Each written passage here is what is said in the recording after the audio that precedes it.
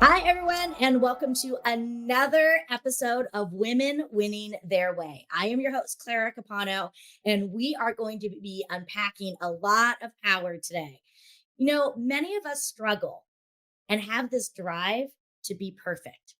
We want to always do as much as we can. And even when we get those things done, we want to do even more. And we tend to beat ourselves up when we don't get there.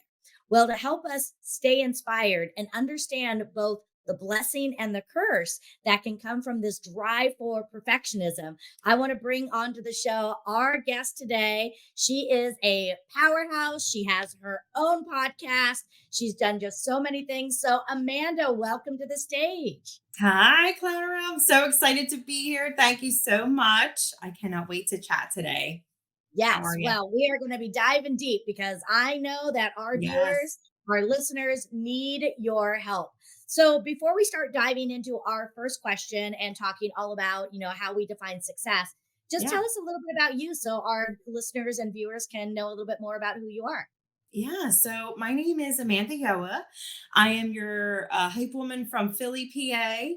I call myself the hype woman for the glass ceiling breaking, the bold moves making, the best life living women in the making. Let's go. Mm. Right. And my passion is to inspire women to really get out of their way so that they can step into that next level version of themselves that they've always dreamed to be and realize that those dreams and visions can become their reality. Absolutely. And I think, that just says it so well. We tend to get in our own way and we can Yeah. both be our greatest asset as well as our greatest detriment, all in the same breath. So I love what you're doing and working on that. So I want to start off because, we are talking about how we can create success all on our terms. But before we get to where we are today, I want to just ask you, when you can think back in time, when you were a younger version of yourself, what did you envision as success? What did success mean to you when you were a kid? Ooh. So for me, success was everything but what I truly wanted in life. And growing up, I always thought that what I wanted in life was what could please everybody else. And then I realized that, I needed to give the things to myself that lit me up. But growing Mm. up, it was trying to please the masses, Yeah. trying to fit myself. I always say I was like a square peg trying to fit myself in a round hole.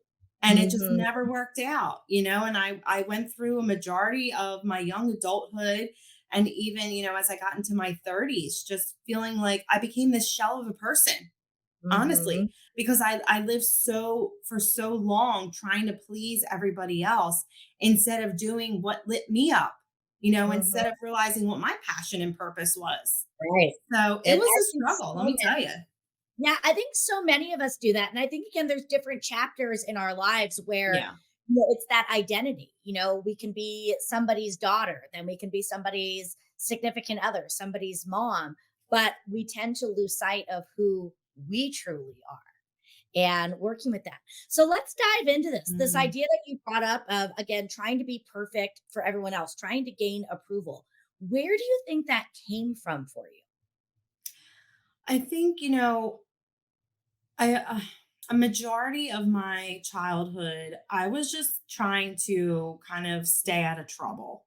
you know, Mhm. I had very strict parents and maybe, didn't really receive love and encouragement the way that I should have. It was very much what you didn't do instead of pouring in and getting that positive reinforcement. So in turn, I kind of just did what I thought would be pleasing to just keep myself out of the way and out of trouble. And I wasn't really connected with who I was. And like I said, what brought me joy. It was just, okay, what can I do that would please this person, that person, so I can just stay Mhm. out of the trouble and just, Yeah. live my So life what in were peace. what were some of those things that you did to just sort of fly under the radar? Yeah, so I mean, I wouldn't really if I set out to do some great things. Let me tell you. So, I straight out of nursing or straight out of high school, I went into nursing school and quickly realized that was not for me. Mhm. Then I tried to become a police officer. I tried to become a psychologist, so it's like I kept just constantly trying to plug different things in with the mindset of, okay, what will make this person proud? What will keep me looking successful in this person's eyes? And Yeah. I just kept losing myself more and more throughout that journey. Wow, that's so interesting that you bring that up. I'm having personal flashbacks. When I went to college, I actually changed my major 7 times, and it was a lot of this. Wow. Well, this sounds fun, and this sounds Yeah. fun, and oh, that'll make a name for myself. And so much of what you're talking about for me, it was my parents. I think for a lot of us, that's who we tend to seek approval from. But it could be again, Yeah. as we grow older, it could be our bosses, our mentors. And, I've shared this before. I'm the youngest of four. And I always felt like my other siblings knew their path. And I always felt outside of the circle because I never really knew.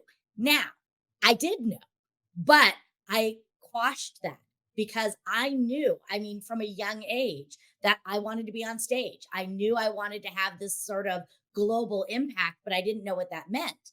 But again, I took the safe route to, again, get approval and to make sure nobody had to worry about me and do these things. And here it was, more in my 40s when I finally got on the path. Yeah. Um, can you think of, were there other people around you that, you felt sort of had that message? Did you feel jealousy, envy? Were you like, how do they have it all figured out? Yeah, so you brought up a good point too, and I want to touch on that because I too, growing up, and I found this again, like when I was older and started reconnecting to what was truly meant for me. I too, as a young child, always knew I was meant to be in the spotlight, and memories started like flooding back once I started aligning myself back with that. But for the time being, of trying to please everybody else, that kind of got muffled out and lost, and I had to make my reconnection to that. But for the time being, when I was trying to plug myself in, I would see my aunt specifically. She was a very successful nurse. She worked at a children's hospital. She still does. And Mhm. I saw her, and I wanted to be everything that she was because I saw the accolades that she received. I saw how everyone admired what she did in life and who she was. And I knew that that was like a best bet. I knew what I was going to receive. So I thought, all right, let me just try and do that. If I do that, then I'm going to get everything that she's getting. That Mhm. seems to light her up. So it's probably going to light me up Mhm. too, you know? But then I realized nursing was just not my jam at Yeah. all. Mm. Yeah, I know. It is. It's very demanding. One of my It really good friends is. is an ICU nurse, and man, she comes home and the story she tells about her average day, like, I want Yeah. no to No, most know. respect for every nurse out there, but it is Mhm. not for your girl. Mm-mm. Exactly. So I want to talk about, this idea because I am a firm believer that there is a light and a dark side to everything. There is a Mm, blessing and a curse. And what I have noticed, for me and also with some of the people that I speak with very high level professional women who are generally type A personality. And let's be honest, the only way we get to achieve the things we want to achieve is with drive and by yeah. pushing ourselves and by demanding excellence and raising standards. At the same time, that can also drive us to burnout. So, I Mm. would love to talk about first for you, what would you say are some of the good things that came out of this drive for perfectionism for I would say, what I'm doing now, you? I Hmm. think it's funny because I feel like we all start on this road of having this vision or this dream that we have, right? And that is like our sense of perfection. And that Hmm. was my truth. And I set along that journey of striving towards that perfection. But when I surrendered to realizing that perfection was kind of just a made up thing to keep us stuck, that's when I really Hmm. started seeing forward momentum. So for me, it was like disassembling the actual meaning of perfection and just realizing that it's really just trusting the journey and realizing that who you are is going to create what is meant for you. And if you build that powerhouse being within you, then there are going to be some amazing opportunities for you that you may have been even like not recognizing happening all around. I mean, that was my reality. And I just had this tunnel vision of the one thing that I was setting out to do for myself. And in reality, I was cutting myself off from this amazing thing that was happening for me over here and this amazing connection that was happening for me over here because my mindset was so set on, like you said, that type A personality. I have to do it like this. It has to end up like this. It has to look like this, sound like Mhm. this. I have to be like this. Right. But when Right. I surrendered to realizing that that was just a box, keeping me in a box, keeping me in my zone of comfort. And when I was Yes. able to break out of that box, that's when all the amazing things started happening for me. Mhm. Exactly. And one of the things that I really do, love about this goal, this vision, and that drive is again, it takes us on a path. And Yeah. there is certain comfort to the path. But I want to go back to something that you just said, this idea of surrendering and trusting the process. It's Mhm. really easy to say that, but I have found for me and for some of the women that I work with, saying that and getting to the point of doing that, two very different things. And it can be terrifying to come from a place of certainty, security, knowing what you need to do to sort of letting go. So, talk to me a little bit about how you sort of leaned into this idea of surrendering, because I don't think it happens overnight. I think there's a lot of second guessing and a lot of fear that can come with it. Oh, yeah. I think it's like a snowball effect. When you're setting out to do something, your brain, like we're human, we have our brains and they're meant to keep us safe. It's what they do. And she will tell us anything that we need to hear in order to keep us in that box, right? Mhm. But we have something unique. And that is what I like to call that quiet whisper within our soul. That's where our passion comes from. And that quiet whisper quickly becomes a loud roar if we allow it to. And she will Mhm. overpower what happens up in here in order for us to take action and do the thing. And I always like to really relish in how I feel after I've done something. And it may be small, right? And that's why I say, like, really relish in the small things. Feel how you feel in that moment of accomplishing that small thing, because I guarantee you that feeling, however you feel, accomplished, proud, relief for actually doing the thing, stepping out of the box, those feelings trump all the time the fear, the anxiety, the what ifs, anything that was holding you back. And in Mhm. those moments when you're ready to up level and do something new and even further outside of your box of zone of comfort, remember back to when you did the thing, the first thing, the second thing, the third thing, whatever it was, and how you Mhm. felt, and put yourself back in that energy. And that will take you forward every single time. Now, do you have any tips on how we as professional women can start this? Do you suggest maybe, journaling at the end of the day? Because you talk about, reflecting on the feelings. Yeah. Did you get a mentor to guide you? Were there any, books that you read? What were some of the tips and strategies that you can, give to others to help them on this path of trusting the process? Yeah. So, two big things that are really important for me is one, community, surrounding Mhm. yourself with people. I discovered that along my journey, I was doing something. This is, very relevant for a lot of women entrepreneurs who are doing something that's not your normal 9 to 5. Starting your own business is very unique, and not a lot of people have the nerve to do it. So, when you're sharing your ideas and your concepts with people who haven't done the thing, no matter how close those people are to you, you sometimes are going to be let down because you're not going to receive the feedback that you want to receive. You're not going to receive the go for it, girlfriend. You can do it. You're going to Yeah. receive the fears and anxiety that they're having because in that Mhm. moment, they're putting themselves in your position and it scares them. Right. So for me, it was surrounding myself with a community of people who were 3, 5, 7 steps ahead of the game, who have already Mhm. done the thing. Right. Because I knew that I was going to receive what I needed to receive in order to grow. I was going to learn. I was going to be supported the way that I needed to be supported. And I'm Mhm. so grateful that I found that. And another thing is write your story.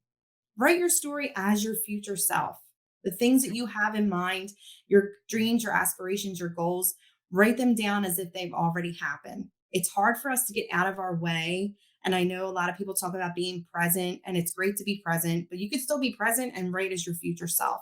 A lot of times when we're so present and we're in that picture frame, it's hard to get ourselves out of that picture frame and to see what is around that picture frame that's keeping us stuck from Yeah. accomplishing what it is that we're setting out to do. So every day I like to write a future version of me. Who is Mm, she? What does she look like? How does she dress? Who does she surround herself with? What is she doing?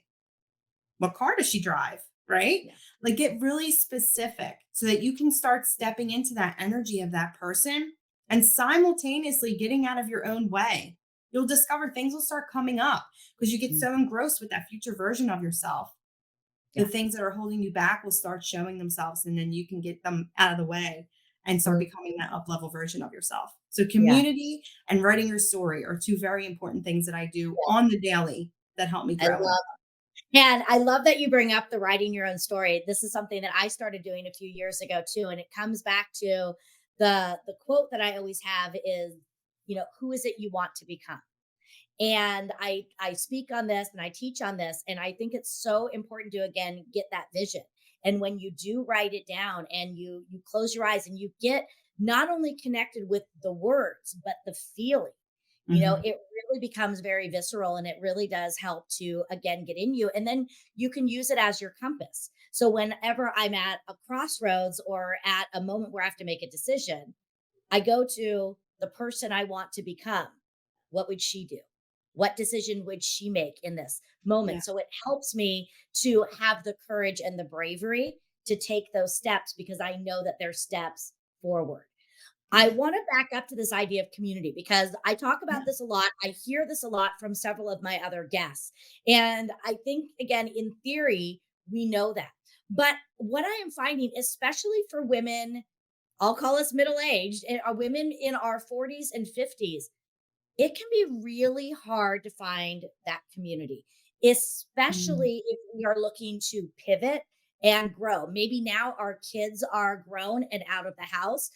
For some people, it's going through a divorce or possibly even the death of their spouse, significant other, and they are now ready to recreate it. And it always reminds me of a story I heard a long time ago with crabs. And if you have a bucket of crabs, one crab might start crawling out and the other ones are going to pull it back in. And what are some tools, like how did you find your community? Because it's not necessarily about slamming the door shut on the other people. It's just Right. leaning into a new community to support you in this growth of your life. But what are some things that you did to help you find that community? For me, I really utilize social media, right? Like social media can be our best friend if we allow, if we allow it. Sometimes, you know, people have their outlook on social media. Some people think it's horrible, but I found a lot of the communities that I surround myself with on social media, different platforms, and I think it just starts with setting that intention. Because I think a lot of times we focus when we're in a rut or in a season of going through a struggle, we tend to focus on that struggle. We tend to focus on what it is that we don't want in our lives. But when we make the intention to start focusing on what it is that we do want, those things start showing themselves. And it may be as simple as saying, hey, I'm not in a season right now to really help myself. I need like a community or something. I need a people to lift me up right now because I'm struggling. I'm going to keep it real, And for me, that's what I did. I made that intention, start focusing on the things that I did want, and put my energy towards those things. And Mm-hmm. that's when I started utilizing social media and finding communities of women, who helped my healing and my growth. And now I step in. I started my own community, Next Level Women. I host community every Monday and Friday starting September when the kiddos are back in school, just to help women who are wanting to step out and up level, whether it's their life, their personal life, their mind, their body, their soul, in their business. Because I know how much community has enabled me to grow, and I want to offer that to other women as well. But yes, Beautiful. social media And was my where can, if people want to find out more about Next yeah. Level Women, is that a social media? Is it a Facebook group? Where can people find it? But you can check it out on my Instagram. I have it in my link tree, which is in my bio to sign up to hold your spot. But we'll be doing that live on Zoom because I love seeing people's faces and, just seeing everyone's faces is a great thing rather than hiding behind a picture. So Mhm. we'll be on Zoom Monday and Friday, 11:30 a.m. Eastern Standard. And I'm really excited for that. So if you like that, look me up on Instagram and click the link in my bio. I love that. I'm definitely going to do that. So, we talked a few minutes ago sort of about, some of the good things. Again, when you're on this road, it can teach you to learn how to surrender. Again, it does give you the drive. But Mhm. outside of when we don't live authentically, when again we're trying to chase this dream of perfection that doesn't really exist, there are some negative sides to that, and not just in missing out on true opportunities, but in your studies, because you are an expert in this area, have you found, are there other pitfalls, are there other things, maybe health wise, detriments to our relationships, other things that we should be aware of as to why it is so important to stop chasing perfection? Oh, absolutely. Because especially now I'm going to bring up social media again. social, Mhm. this is where social media can be our worst enemy, Again, especially the as blessing and the curse. right here we go. So, the women, as women specifically, we see those picture perfect celebrities, entertainers. A lot of that, it's all BS, right? That's not how they really look in real life. But those are the pictures we compare ourselves to. And we Right. think that we have to attain that. And when we attain that, then we'll feel good about ourselves, or, Mhm. and we lose ourselves in that process. And it's really understanding that none of that matters. It really doesn't. And no matter what you're doing, none of whatever is going on around you matters. Whatever this person doing, that person's doing, none of it matters. It's what you're doing and what you tell yourself. That's what Mhm. matters. And that's where real forward momentum begins from. It's the things that we tell ourselves. So for me, it's just being able to be who you truly are and stop comparing yourself to the picture perfect that was probably edited God knows how many times on the cutting room floor, whatever it was, knowing that none of that is real. People put their best selves on social media, but we don't know what they have going on behind the curtain, right? Mhm. We have to remember we're all human at the end of the day, and none Right. of us are perfect. I feel like perfection is just a limitation that we place on ourselves in order to keep ourselves stuck. Because sometimes we like doing that, whether we know it or not.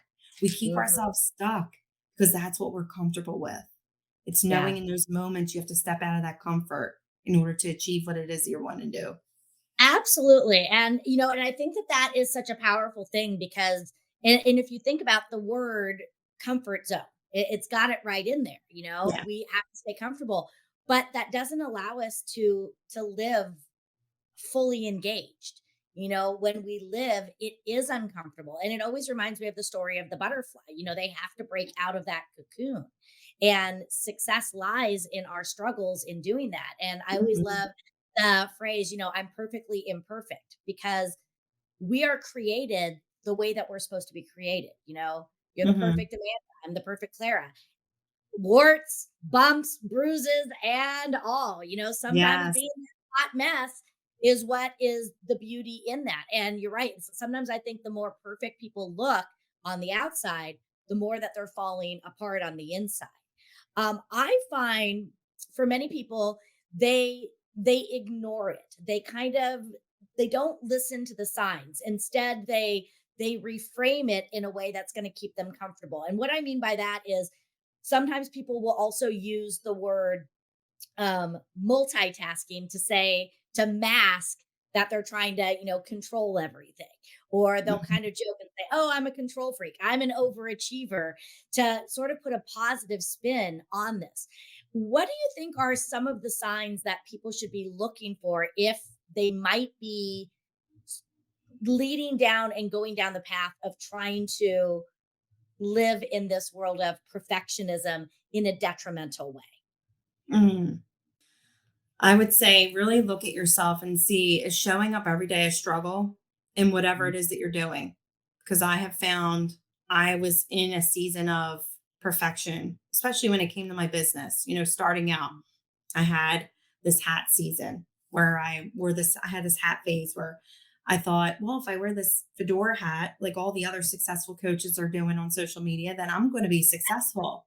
And I'm going Mhm. to, if I sound like this and talk like this and use these trendy words, then I'm going to be successful and I'm doing it right. And I lost myself in that. And showing up every day became a struggle. So you really Mhm. have to look at yourself and say, am I showing up? And if I am showing up, is it effortless? Because that's what it should be. If you're being authentic to you, and if you are taking messy action and doing it scared, knowing that there is no such thing as perfection, is it Yeah. really me? Right? And Oh, how am I showing up? So it's really taking a look at yourself and realizing, am I authentically showing up as me? Because if you are, it's going to be fun every single time you do it. You may have your bumps and, your pivots in the road and things you have to look at, right? But showing up as you and sharing your story every day should become effortless if you're being I authentic. love that. And I Yeah. really hope that our listeners are hearing that. When you show up as yourself, it should be effortless. Doesn't mean that you don't need to still work, but Right. again, it's that flow. It's doing that. And, I think too, also at the end of the day, can you look in the mirror and like who you are? At the Yeah. end of the day, did I give my best today? Not did I do everything, but did I give my best today? Yeah. And, it's so true when I look at so many of the people that, I admire, the ones that I know, because again, I only see what I see for the ones that are out there. But for the people that I know who I admire, I would say that they really do. They don't necessarily give a flying, F Mhm. about what other people say about them because they're living their truth. And they're good. They're still very kind. It doesn't mean that they're going out there, living your truth, living authentically doesn't mean you have to be an ass. It doesn't mean you Yeah. can't come from kindness. And I think more of us actually come from a greater level of kindness when we are authentic because I do believe we are kind people. I believe in humanity.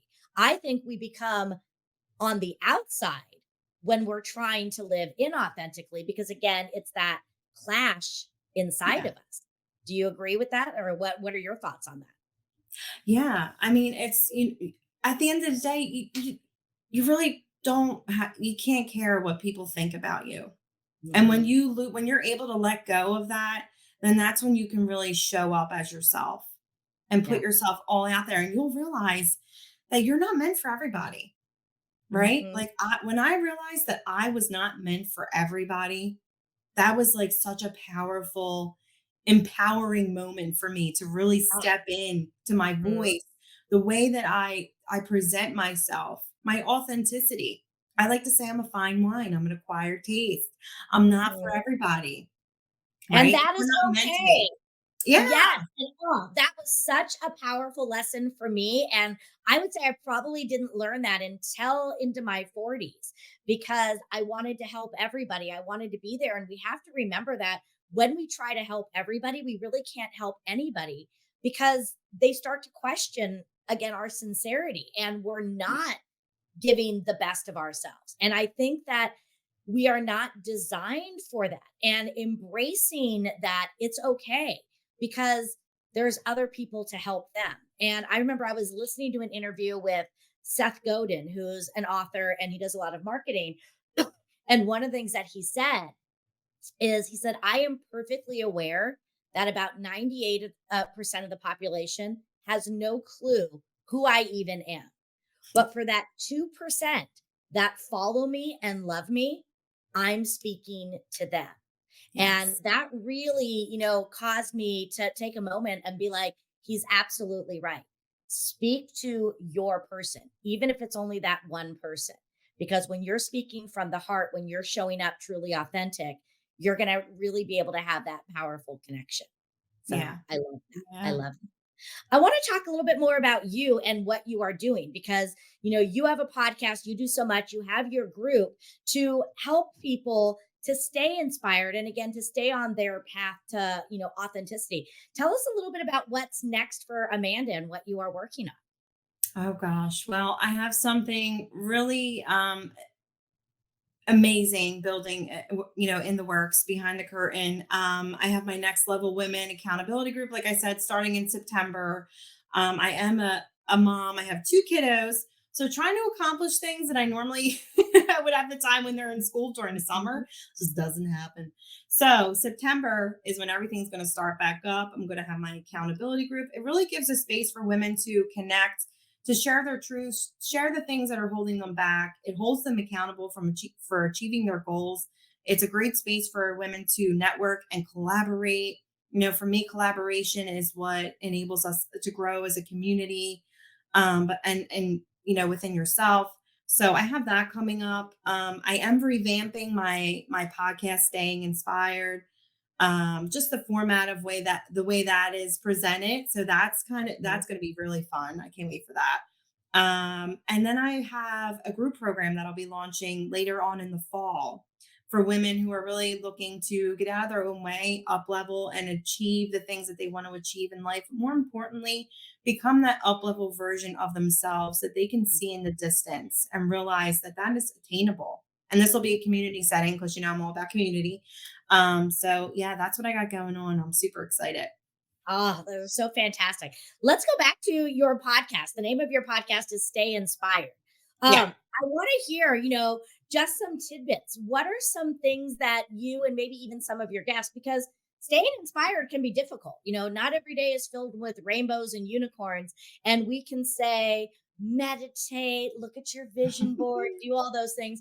But what are maybe, three things that you encourage women to do to help them stay inspired? Yeah. So I love having my different guests on because I think, they each give a different perspective that's outside of what my experience is. For me, Mhm. I can only speak on my experience, bringing it back to authenticity. One of the things that was missing from my table was my story.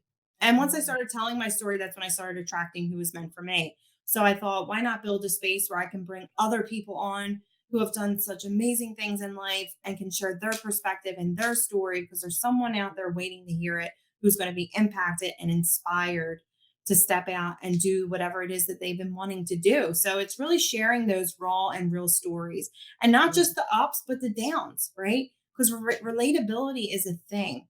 When people feel that they can relate to someone and their hardships and their season of, a struggle, and they see the outcome and they have the tools, the tips, the tactical tricks to help them along the way, I mean, that's where it's at. Mhm. So for me, it's just creating that space for people to share their stories, to be entertained.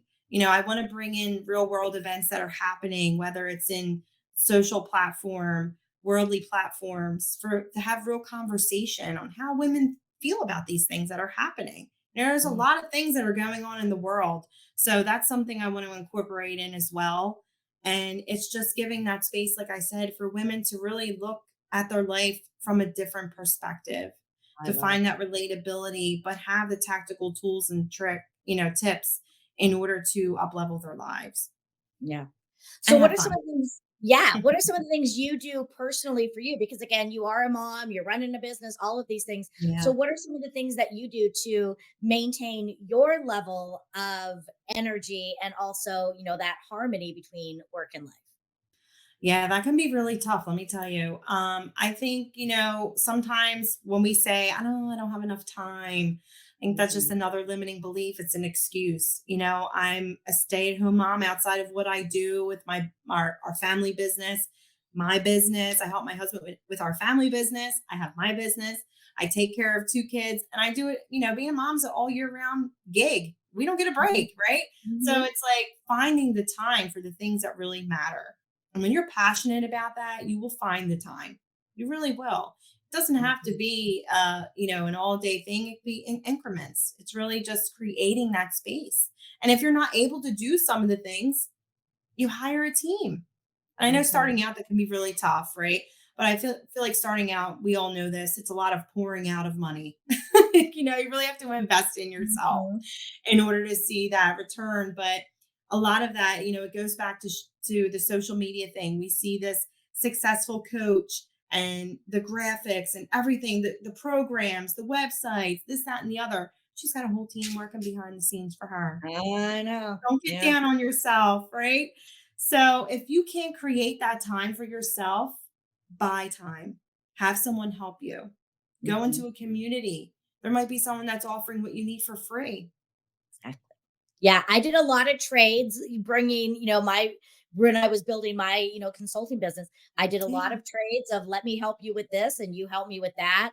Yep. There are so many, speaking of, stay-at-home parents, there are a lot of parents who work from home, but especially when the kids go back to school, they have 2 or 3 hours a day that they would love to be able to help and do something, and you might be able to work with them. You can look for interns because you're right. You do have to bring your, team in, and Yeah. you cannot do it all. So, I think, working on those. I want to kind of come back to talking about parenting. We started off the conversation and you talked about, your parents and how Mhm. you didn't necessarily get the support to, go into your own. And I think on some level, we all try to please our parents, whether we know it or not, whether they know it or not. So now that you have little ones, what are some of the things that you are really inspired to do? Not that, again, we're going to be perfect, because I always Right. say we're going to screw our kids up one way or another. It's just a matter of how many hours of therapy are they going to need. But what are some of the things you're doing to try to inspire your children to not have that drive for ultra perfectionism? Mm. I lead by example. My Mhm. kids are well aware that I am not perfect. I am not Yeah. perfect. And they will Mhm. be the first to call me out on it, let me tell Yep. you, especially my daughter. But for me, it was really going back to when I was a child. And it wasn't so much of the things that were told to me of how I should be, what I should do that I remembered. It was what I observed, Mm. how my parentals were, how they acted, the things that they did, right? And when I had my daughter, I remember this moment of, for the first time in my life, I did something right. Like, here she is. I birthed her. Like, wow, I followed Mhm. through with something for the first time. But on the same token, I was also freaking out because I thought, oh my gosh, here's this little human that I now have to raise. She's going to be watching everything that I do. And I'm doing her a huge disservice if I don't get up off my butt and do what it is that I am really meant to do in this life. What am I showing her if I am not reaching for the stars? If I am not living out my passion and my purpose? I may not be perfect doing it, but that imperfection is going to give her the wisdom that she needs to go further than I ever have or ever will. So for me, it's just being that example and leading imperfectly by that Yeah. example. I love that. And one of the things that you said that I think is really powerful is you kind of made a joke that, your kids will be the first one to tell you that you're not perfect. But what that tells me is that you have created a safe environment for Yeah. them to speak their truth. And I think that is so important. And when you talk about community, that's something that I think you need to seek out is people who, again, and that you have that safety to speak, not in a way that you're going to knock people down. And I know sometimes our kids do it that way, but I think Mhm. it's, again, when you come from that place of helping others grow, it's coming Yeah. from that place of love. And I think that that's a really smart thing for all of us to remember as we are talking with others, whether it's our clients, our families, whomever it is. Make sure that we're creating that safe place for them to talk, to share, because I think one of the reasons that we shut down from being and from being imperfect, one of the ways that we fuel this need for perfection is when we don't feel safe to be authentic. Yeah. Yeah. So I love that. For me, that's super important. It's like tough love, if you will, you yeah. know, and it doesn't have to be, like you said, mean or malicious, but it Mhm. is being able to call someone out on the patterns and the things that they are doing that they might not even realize that are keeping them stuck. And being on the receiving end of that, it's being willing to hear those things. It's like calling it, turning your trigger into inspiration. We can Ah. sit in our trigger all day. Someone can say something to us that, Mhm. it really run me the wrong way. right? And you're pointing the finger at that person. Well, while you're pointing that one finger, you got three fingers pointing back at you because you know that Yeah. person said something that has to do with whatever you have in here that you're not willing to look at.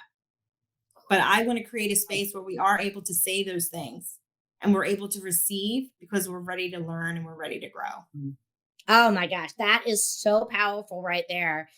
Turning that trigger moment into a moment of learning and acceptance Yeah. and growth. And so powerful. And you're absolutely right. So thank you for that.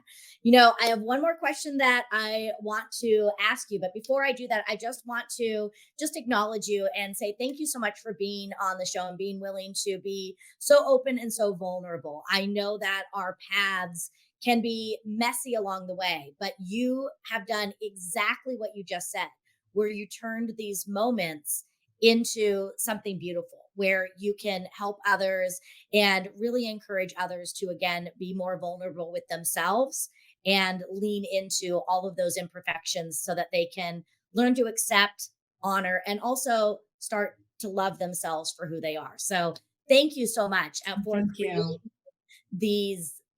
these foundations, these platforms. And I really hope so many of us, go and follow you and join, especially that women's group, that moms group that you're talking about starting, in the fall, because I think it really is going to be so helpful to many.